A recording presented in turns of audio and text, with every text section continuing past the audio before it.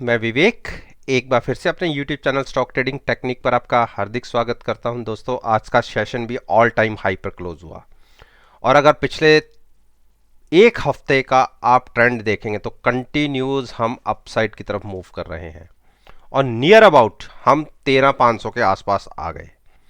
मेरी परफॉर्मेंस कैसी रही है वो तो आप मेरी पिछली वीडियो को आज के ट्रेडिंग सेशन के साथ एनालाइज कर सकते हैं, जिसका लिंक नीचे डिस्क्रिप्शन बॉक्स के अंदर है।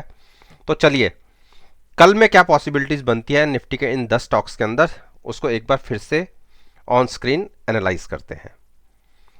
अल्ट्राटेक सीमेंट, और देखिए मैंने कहा था कि हमारी अगर इसके ऊपर क्लोजिंग मिल जाती है तो आप बिल्कुल बाइंग करके चल सकते हैं, लेकिन कल तक के उसके हिसाब से एक दायरा ये लगता था 5200 का और नीचे 5000 का 200 पॉइंट की रेंज थी, लेकिन आज इसके ऊपर हमें क्लोजिंग मिल गई है।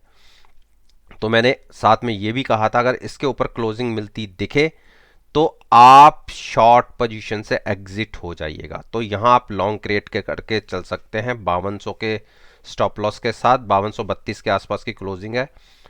सेफर साइड पे थोड़ा सा स्टॉप लॉस और लंबा कर लीजिएगा, क्योंकि मूव दोनों तरफ की देखने को मिलती है। अगर आज की मूवी देख लीजिए, नीचे जो लो लगा कल के हिसाब से 100 पॉइंट नीचे का लगा और हाई लगा 247 का, तो 150 पॉइंट की मूव तो हमें आज के इंट्राडे सेशन में ही देखने को मिल गई। तो एक बार देखिए, एमएसीडी के अकॉर्डिंगली एक बुलिश क्रॉसओवर है और आरएसआई 75 के आसपास है और स्टॉक ने ऑल टाइम हाई के आसपास की क्लोजिंग दिखाई है। और जब ऑल टाइम हाई के ऊपर की क्लोजिंग हो तो आप ऊपर की रेजिस्टेंस या टारगेट को तो पकड़ ही नहीं सकते। हाँ, सपोर्ट को जरूर पकड़ सकते हैं, क्योंकि अगर हमें कंपेयर करना होगा तो हम किसके साथ कंपेयर करेंगे? ऊपर के टारगेट्स के लिए। लेकिन स्पोर्ट्स को हम कंपेयर कर सकते हैं कि वो प्राइसेस मार्केट के अंदर दिखे होते हैं। तो ये जो ट्रेंड लाइन थी, अब ये आपकी नीचे की सपोर्ट होगी। जो इमीडिएट सपोर्ट हम कह सकते हैं जो छोटी सी है 40 पॉइंट दूर, वो तो है 5200, और उससे जो बड़ी सपोर्ट निकलती है वो है 5000 की।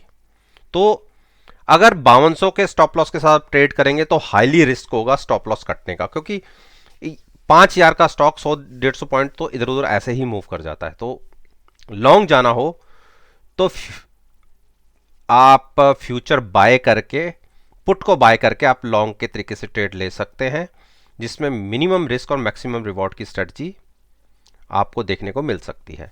अब बात करते हैं आईओसी। आईओसी ने जो मेरा टारगेट था 94 का, उस तरफ मूव किया और जो जहां ओपन हुआ वो तकरीबन हम यह कह सकते हैं 92 के आसपास ओपन हुआ और वहीं से आज सारे ऑयल सेक्टर के स्टॉक्स के अंदर गिरावट देखने को मिली और नीचे हमने लो लगाया 90 के आसपास। तो 3 पॉइंट की मूव तो इसमें भी देखने को मिली है। नीचे से रिकवरी देखी और 91.30 का आसपास की क्लोजिंग रही है। 91.30 के आसपास की क्लोजिंग देखने को मिली है। तो जब तक ये अपने 9 दिन की मूविंग एवरेज के ऊपर ट्रेड कर रहा है तो ज़्यादा चिंता की बात है नहीं। नीचे का दायरा इसका 89 और ऊपर 93 का है। इसी के बीच में पिछले 4 दिन से क्लोजिंग हो रही है और थोड़ा सा आरएसआई ने रिवर्सल दिखाने की कोशिश की है, ये देखिए, क्योंकि ओवरबॉट हो चुका था। तो एमएसीडी के अकॉर्डिंगली अभी बुलिश क्रॉस ओवर है। तो जब तक स्टॉक ऊपर बना हुआ है 89 और उसके बाद 87 के ऊपर, तो कोई चिंता करने की बात नहीं है। थोड़ा सा नीचे आए और कंसोलिडेट भी करता रहे तो आप बाइंग में बैठ सकते हैं। Gas authority of India limited, देखिए 120 की एक स्ट्रॉन्ग सपोर्ट है। अब कल के दिन में भी इसने वहीं से सपोर्ट लेके वापस क्लोजिंग दिखाई थी और आज का लो भी देखिए 120 का ही है। तो जब तक 120 के ऊपर है ज़्यादा बेरिश नहीं होना। हाँ, 120 ब्रेक करता है तो हम 107 की तरफ जा सकते हैं, लेकिन क्लोजिंग फिर भी 122 के आसपास की रही है। तो आप अभी फिलहाल लॉन्ग्स में ही रहिए। देखिए 88 के आसपास की आरएसआई चिंता की बात होती है, लेकिन 88-90 के आसपास, लेकिन जितनी गिरावट आज ऑयल सेक्टर में दिखी उतनी इसमें नहीं दिखी। हाँ, एक काम आप कर सकते हैं, अगर 120 के नीचे प्राइस चला जाता है और ट्रेड करने लगता है और क्लोजिंग लगती है कि इसके नीचे हो जाएगी, तो तो उस केस में आप शॉर्ट बना सकते हैं। 90 की आरएसआई में करेक्शन बनती है, तो उस केस में 114 107 के टारगेट आपको देखने को मिल सकते हैं। ट्रेंड अपसाइड था, आरएसआई 90 की थी जो हाईली हाईली ओवरबॉट है। इसके यहां से फ्रेश बाइंग करके चलना हाईली रिस्की वाला है, लेकिन कोई भी अगर ट्रेंड के साथ ट्रेड लेना चाहता है, मैं उसके लिए कह रहा हूं जहां तो 120 के स्टॉप लॉस के साथ, जहां पुट बाय करके फ्यूचर बाय करके चलिए। उस केस में आप सिक्योरिटी के साथ मिनिमम रिस्क और मैक्सिमम रिवॉर्ड के साथ ट्रेड लीजिए पॉजिटिव साइड पर। टाटा मोटर्स ने देखिए 184 की नीचे की क्लोजिंग दी, 1 2 3, और जो 180 की 9 दिन की मूविंग एवरेज होती है उसी को सपोर्ट बना के वापस गया है स्टॉक। 182 के आसपास की क्लोजिंग आई है। नजर रखिएगा 179 अगर ब्रेक होता है नीचे की तरफ और कंटिन्यूस उसके आसपास ट्रेड होता रहता है, तो आपको 174 के टारगेट बहुत स्पीड से देखने को मिलेंगे। बाइंग करिएगा, बिल्कुल करिएगा अगर 185 के ऊपर क्लोजिंग दिखती है, लेकिन बेयरिश क्रॉसओवर बनता दिख रहा है। देखिए यहां से अगर क्रॉसओवर कंफर्म होता है तो शॉर्ट मैं भी करूंगा, क्योंकि मुझे भी 10 रुपए के आसपास की इसमें गिरावट देखने को मिल सकती है। यूपीएल ने आज थोड़ी सी थकावट दिखाई और देखिए 489 के टारगेट्स लगाया, और मैंने कल की वीडियो में बोला था कि मुझे इसके अंदर 500 और 550 के टारगेट देखने को मिल सकते हैं। 435 के ऊपर जैसे ही स्टॉक निकला, तकरीबन आप देखिए 55 से 60 रुपए का एक अपसाइड मूव देखने को मिला। और अगर आप मेरी पिछली वीडियोस को देखते हुए आ रहे हैं तो मैंने बिल्कुल कहा था कि अगर जब तक 435 के ऊपर क्लोजिंग नहीं मिलती आप बाइंग बिल्कुल मत करिएगा। और देखिए 435 के ऊपर क्लोजिंग मिलने पर यहां की क्लोजिंग देखिए 400, ये वाली क्लोजिंग थी 435 की, 444 पे जो आई थी, और उसके बाद की मूव देखिए 490। तो मैं अभी भी इसमें पॉजिटिव हूं, बुलिश क्रॉसओवर है, आरएसए में भी गुंजाइश है ऊपर जाने की, तो स्टिक स्टॉप लॉस के साथ आप बाइंग कर सकते हैं। और अगर स्टॉप लॉस की बात करें तो हम 450 के स्टॉप लॉस के साथ बाइंग करके चल सकते हैं, थोड़ा नीचे का स्टॉप लॉस है, लेकिन यही नीचे की एक बड़ी सपोर्ट दिखती है। और नीचे 430 की कॉल बाय करा के तो मैंने आपको कहा था कि सॉरी पुट बाय करके लॉट बाय करने के लिए मैंने आपसे कहा ही हुआ था उस टाइम। एक अच्छी आपको ट्रेड देखने को मिला, प्रॉफिटेबल ट्रेड है ये जो मैंने उस दिन बताया था। तो बिल्कुल हैजिंग के साथ आप बाइंग करके चल सकते हैं। हैजिंग का मतलब आप नीचे की पुट बाय करके तब आप लॉन्ग करिए फ्यूचर्स को, जिसमें आपके पास तकरीबन अगर देखा जाए तो अभी 20-22 दिन का पीरियड बचा हुआ है, प्रीमियम एकदम से डिके नहीं होंगे।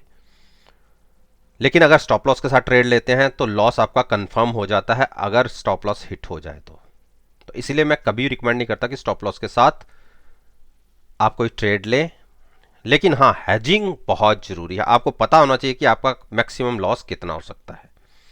हीरो मोटोकॉर्प देखिए मैंने जो 3170 का जो टारगेट्स थे वही इसके लिए रेजिस्टेंस का काम कर रहे हैं, और इसके ऊपर स्टॉक नहीं क्लोज हो पा रहा।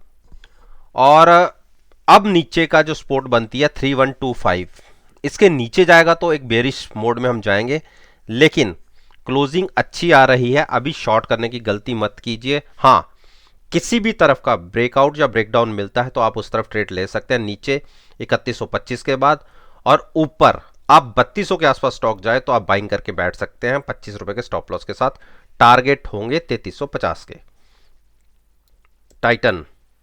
टाइटन ने देखिए फिर आज, अब इसके लिए ये जो अपसाइड वाली ट्रेंड लाइन थी वो एक स्ट्रॉन्ग सपोर्ट है। पिछले 3 दिन के आप लो देखिए, बिल्कुल ट्रेंड लाइन के ऊपर ही लो बने हैं और वहीं से वापस घुमा स्टॉक। अब इसको ब्रेक करना काफी मुश्किल हो रहा है। नीचे 1430 का जो 9 तारीख के हिसाब से बनेगा प्राइस, वो 1430 बनेगा। 1400 को 30 के नीचे अगर क्लोजिंग आपको होती हुई दिखती है तो आप शॉर्ट बना सकते हैं। उस केस में 1395 के टारगेट स्क्रीन पर दिख सकते हैं, तकरीबन आपको 30 से 35 रुपए का ट्रेड मिल सकता है।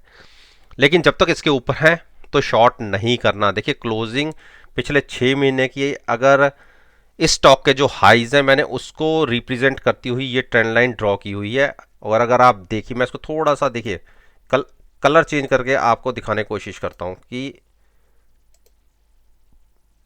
ये ट्रेंड लाइन क्या दिखाती है। देखिए थोड़ा इसको हाईलाइट कर देता हूं। आप ये देखिए, ये जो सारे पिछले 6 महीने के इस स्टॉक्स ने हाई लगाए हैं, कहीं भी इसने इसको ब्रेक नहीं किया। लेकिन पिछले 3 दिन पहले एक अप मूव इसको ऊपर तक लेगी और अब ये यहाँ सस्टेन कर रहा है। तो इसीलिए मैं कह रहा हूं कि अगर नीचे क्लोजिंग आती है इस ट्रेंड लाइन के, तो आप शॉर्ट पोजीशन बना सकते हैं। जब तक ऊपर है तो आप बाइंग में ही रहिए। और अभी RSI भी 73-74 के पास है, अच्छी गुंजाइश बची हुई है। टीसीएस ने देखिए, जो मेरा टारगेट 2840 का था उसके आसपास जाने वाला है। पिछले 3 दिन की मूव ही देख लीजिए, आज की जो लो भी लगा 9 दिन की मूविंग एवरेज का लगा, यानी स्ट्रॉन्ग सपोर्ट है। जो वहां से ये प्राइस वापस घूमा, 2800 की क्लोजिंग आई है। 2840 के ऊपर की अगर क्लोजिंग मिल जाती है, जो पिछला रिसेंटली हाई भी थे, देखिए 5 दिन लगातार अक्टूबर के महीने में 2840 को इसने छुआ है और वहां से वापस लौटा था। अगर 2840 के ऊपर की क्लोजिंग हमें मिलती है तो टीसीएस एक बड़े रनअप के लिए तैयार होगा।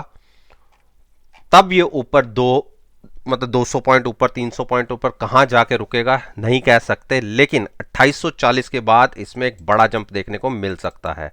और RSI में भी गुंजाइश काफी बाकी है, 64 के आसपास की है और बुलिश क्रॉसओवर मिला हुआ है। तो शॉर्ट करने की गलती नहीं करनी, शॉर्ट करना होगा तो उस केस में प्राइस 2740 ब्रेक होने दीजिए। अब बात करते हैं मारुति। देखिए मारुति पिछले 3 दिन से कंसोलिडेट कर रहा है। एक बड़ी मूव देने के बाद आप देखिए कितनी बड़ी मूव दी थी एक ही दिन में, 8% की। और उसके बाद आज का अगर प्राइस देखेंगे तो 8000 क्रॉस कर गया। मैंने आपको 8100-8200 के प्राइस डिफाइन किए थे कि ये देखने को मिल सकते हैं जब ये मैंने लाइन ड्रॉ की थी। मैं अभी इसको और आगे कंटिन्यू कर देता हूं। मेरा टारगेट ये प्राइस है। देखिए जब तक प्राइस इसके नीचे था, एक कंसोलिडेशन फेज के अंदर था और 3-4 महीने रहा, और उसके बाद जैसे ही इसने 7230 ब्रेक किया, उसके बाद की मूव देखिए 400-500 पॉइंट, और आज हमने 8000 भी छू लिया। और मेरा ये 8300 का टारगेट है, जो लगता है कि हम 1 या 2 मूव के अंदर ही इसको अचीव कर लेंगे। तो कॉन्शियस होके बाइंग में रहना है, केवल नेकेड पोजीशन कैरी नहीं करनी किसी भी तरफ की।